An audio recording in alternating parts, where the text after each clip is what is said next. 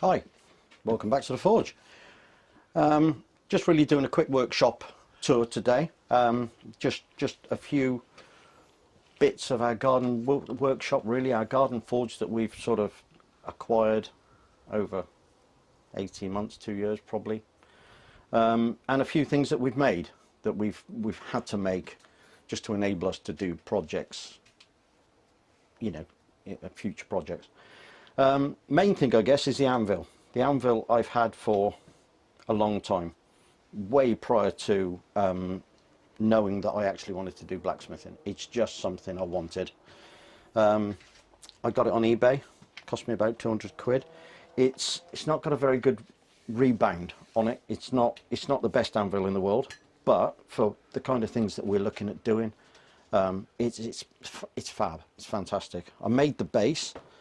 That's just a load of 6x2 and a 4x2 bolted together, all bolted into a great big stack, routed out the footprint, sat it in with some mastic, and then put these little carrier things on the front just to support tools that these are the tongs that we've made, and there's a few around the back, which we'll go through a little bit later, the actual tools. But anvil, fabulous. Well, a must for a blacksmithing shop. Yeah. If we go over to this side, we've got the forge. That's a Devil Forge. It's got the badge on this side. Little 2-burner Devil Forge. They're cheap, but they're really good. Ideal for a little workshop.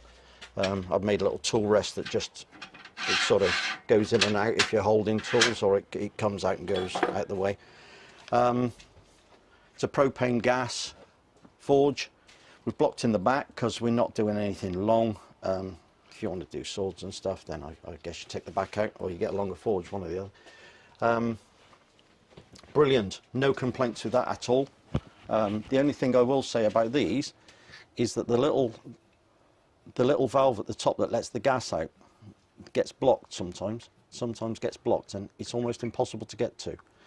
You've got to take the whole thing out and go in from the bottom end. It's all a bit, but I guess you get that with anything. Cheap power tools, Ryobi stuff. It's just stuff I've had for years, and it works. It's great for here. We don't do a great deal of drilling and stuff. We've got water quench down the mild steel stuff, things like the tongs and stuff that we're using on projects. This is canola oil. It's actually rapeseed oil that we do our quenching in. We give it a bit of a heat up, and then we use that to quench any metal things that we're doing. Like I say, we've made a few knives and bits and pieces, but it gets quenched in there. That seems to work okay. We've got acetone, and we've got some acid for etching future projects. This is all sort of stuff that we've sort of tampered with, I guess. We've sort of looked at and sort of tried out little bits and pieces with some with absolutely no success at all, and some with mild success. That's the sort of thing we could do with some feedback on it. We'll try and do some Damascus stuff, won't we? Well, we will try, just try for a giggle to do a bit of Damascus stuff, and we can see, you know, maybe someone can point us in a direction of what we're doing wrong, probably. Yeah. And this is just some vermiculite. It's in an old ammo box, but it's just vermiculite for cool. If you want to sort of anneal something, we heat it up in the forge, just throw it in there, and it cools down nice and slowly without burning the shop down. Down here we've got a foundry just for casting. If you want to do any cast handles, anything really, we can cast copper, brass, aluminium. We've got a welder, a machine mark welder. It's all right, does the job, and the cheapest Amazon plasma cutter that there is, but again, does the job, certainly for what we're doing. It's not like we're cutting through 20mm thick steel. It's fine what it is. We've got a cupboard here with stock, just stuff. This is stuff that we've just accumulated over years. Again, this is sort of castables. And we've got some of our scrap steel in here, things like bits of forklift tine, leaf spring. We've got a pack of pre-cut tongs that we want to do. I had for a present for Christmas, that we want to put together at some point. We've got some mystery steels. I think this is D2 or D3. Someone was selling it on eBay, so I just bought some. Again, for the stock removal side, but maybe it might make a forging project. Maybe I don't really know.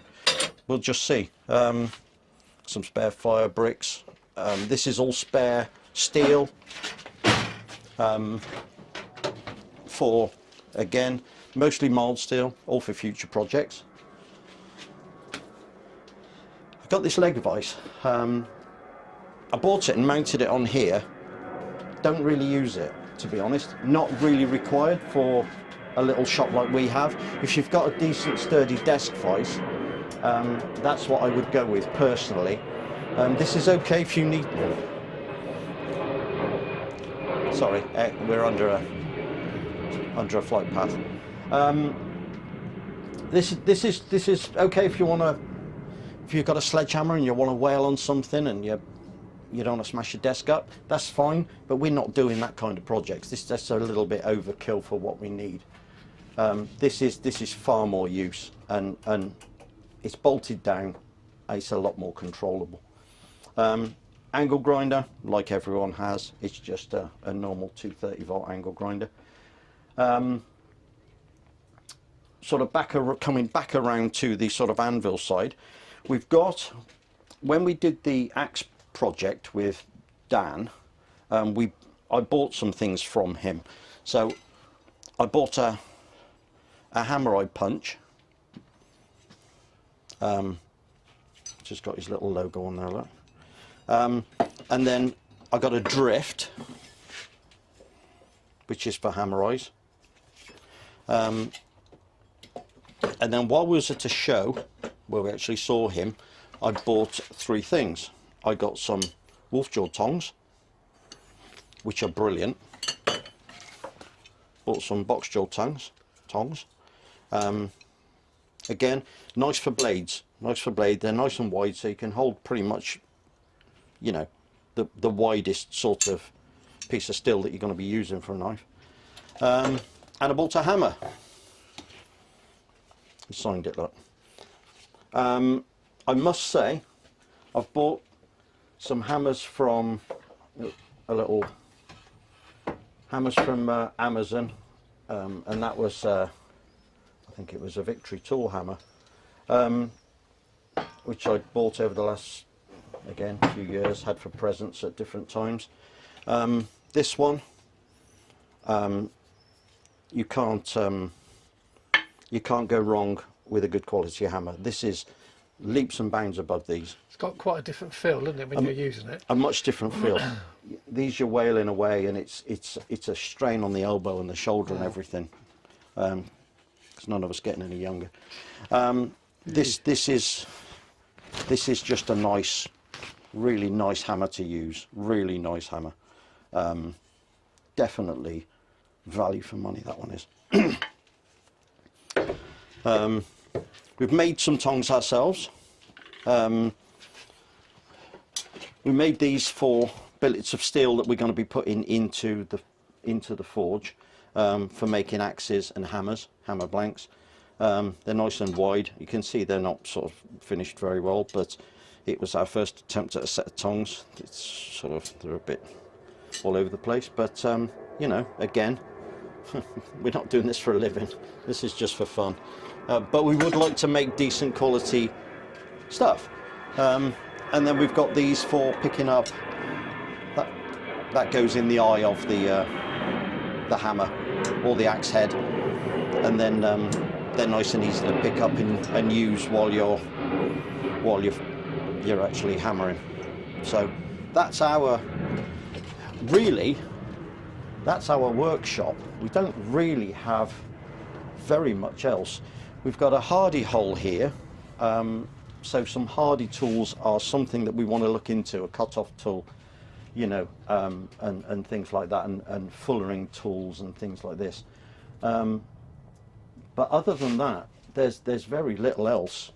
You know, we've got drills and punches, normal shop stuff. And like you say, it's been like a couple of years, isn't it, getting this It where has. it is now. It has, and it's one of those things where we built the shed and we loaded everything in that we thought we might need, and we've sort of taken more. It's been more time taking stuff out of the shed that we don't use. You know, we're falling over stuff all over the place, and it's just stuff that you wouldn't use. So we've sort of got everything in that we could think of, and then removed the stuff slowly when we realised we don't need it, more than buying more stuff. Like I say, hammers, tongs, punches.